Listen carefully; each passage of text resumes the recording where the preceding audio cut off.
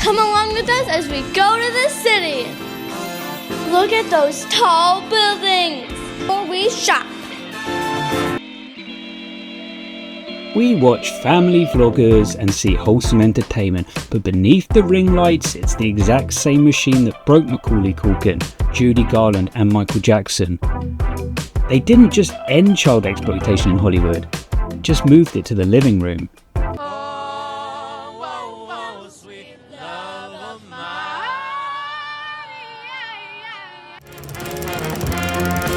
Getting old sucks.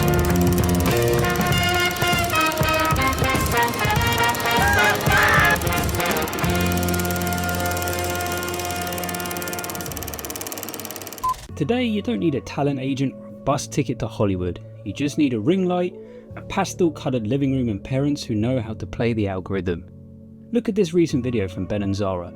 Millions of views, high production value, perfect lip syncing, framed as wholesome, organic father-daughter bonding.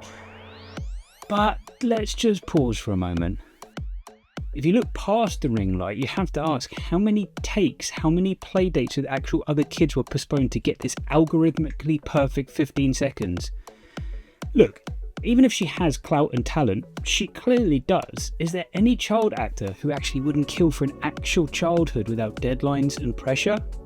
In the modern influencer space, there's no mandated days off in your own living room. The tyrannical studio boss has simply been replaced by the TikTok algorithm. The retention graph demands to be fed, and we haven't ended child labour in entertainment. We've just sanitized it with trending. Ben and Zara, the absolute best case scenario, you hope? But the algorithm, when it demands to be fed, the mask often slips. Does anyone remember Jordan Cheyenne? Family vlogger, 500,000 subscribers, who accidentally uploaded the unedited footage of her coaching her 9-year-old son to cry for a thumbnail over their sick dog. Act like you're crying, she told him. And the kid, genuinely distressed, responds, "Mum, I'm actually crying." She didn't see a grieving child, she saw click-through rates. But it does get darker. Actual criminal cases. Ruby Franke and the 8 Passengers channel. Millions of people watched her supposedly quirky, strict parenting style. It took her malnourished 12-year-old son climbing out of a window with duct tape on his ankles to expose they were effectively running a torture camp. The vlogging camera didn't just document the abuse for years, it incentivized it. If Ben and Zara are the entry-level digital sweatshop, Ryan Kaji is the absolute amex. It is a terrifying psychological experiment when your entire existence, every birthday, every Christmas, every toy you've ever touched is a tax write-off and a content pillar for a multi-million-dollar empire. How do you develop an actual human soul? Ryan is essentially a digital Truman Burbank, except Truman didn't realise he was carrying the network stock price on his back. When a child's milestones are manufactured for an audience, the line between brand and boy dissolves. So what happens to a kid like that when the cute phase ends and the camera turns off? You see, that reality, you don't need a vlog or a documentary. Look at Paul Thomas Anderson's Magnolia. William H. Macy's portrayal of quiz kid Donnie Smith is the tragic, broken ghost haunting every family vlog channel today. Donnie was a 1960s game show phenomenon.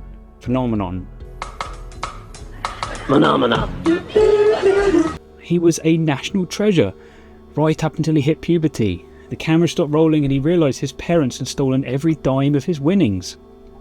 Decades later, he's pathetic, deeply damaged, obsessed over getting adult braces because he genuinely believes corrective oral surgery is the only way to make someone love him. He is a man who was taught as a child that his worth was entirely transactional. You perform, you get attention. When the performance ended, the attention vanished. I really do have love to give. I just don't know where to put it. But let's not pretend this sickness started with the smartphone or 1960s game shows. It's systemic rot. If you pull the thread back to the golden age of Hollywood, the studio itself was the monster. MGM fed Judy Garland amphetamines to keep her tap dancing and barbiturates so she'd sleep. The old studio system died off, the corporations lost their grip, and parents stepped in. Which brings us to the 1990s and the Culkins. Kevin! When I was younger, I just saw Kevin McAllister living the dream. But looking at it now, you can see the hostage situation. Kit Culkin, he used his son's staggering box office draw to terrorise studio executives, holding productions hostage for millions while working Macaulay to the bone. Macaulay has since called his father abusive and narcissistic, flat out stating, "Oh, I haven't spoken to him in 30-something years. Oh, he deserves it too. You know, he's a man who he had 7 kids, and now he has 4 grandkids, and none of them want anything to do with him." It got so bad that Macaulay had to legally emancipate himself at 15 just to protect his Home Alone money. The exploitation hadn't disappeared, it just moved from the studio boardroom to the breakfast table. And that brings us right to the final boss of stage parents, and the real reason we're talking about this right now. Michael is in theatres. When you sit down to watch it, don't watch it as a musical biopic. Watch it as the climax of a century-long story. From the strong-arm tactics of the 90s stage dad right down to the algorithm-driven family vlogs of today. The lighting gets better, the cameras get smaller, but the core dynamic never changes. Adults turning kids into products. In this modern digital age, we only see the product, we don't see what happens for Zara when daddy says cut. Does the smile drop because it's time to rehearse the next video, or is she free to be a kid?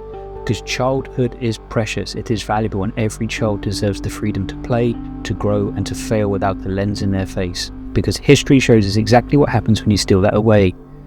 Michael wanted a normal childhood so badly, it led to a lot of scandals. Would you like to know more? Movies